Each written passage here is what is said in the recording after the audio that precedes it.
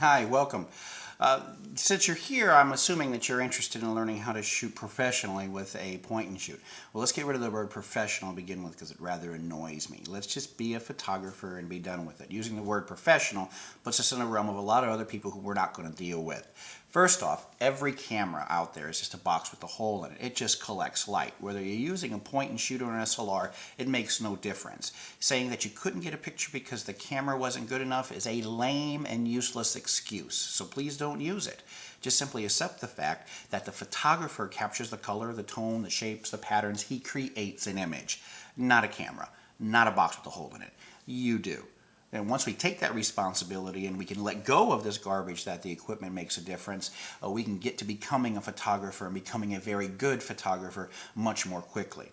One of the first hurdles I think people go through when they start is for those of them using a point and shoot.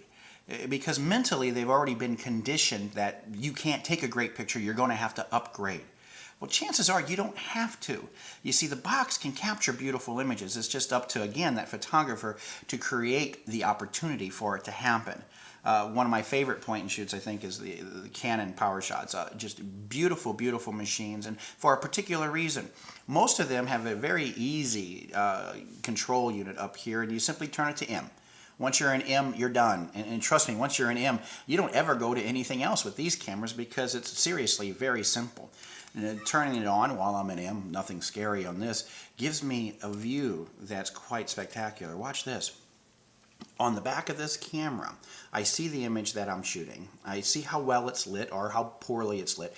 But more importantly, I also see two controls down here. You know what those are? That's the aperture and the shutter speed.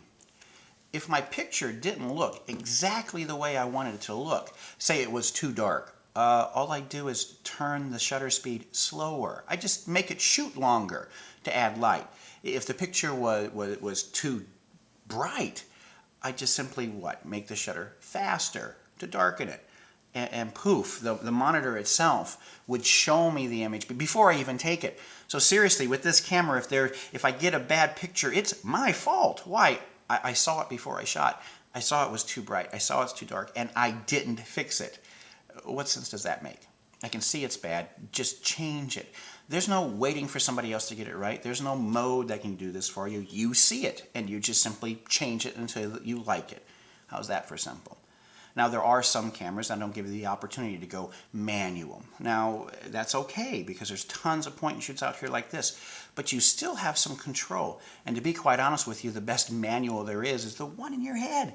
Even though your camera can't go pure manual as easily as that, as long as you can think, you've got the advantage. And we can. See, a camera, when you point it at something, point and shoot in particular, will try to make whatever you're pointing at appear normally lit. Now, that's the key word, normally lit. And the other key phrase is what you're pointing at. Say, for instance, you're taking a picture of somebody who's under a tree over there. The tree's casting a shadow. They're in the dark shadow, and around that tree is bright light.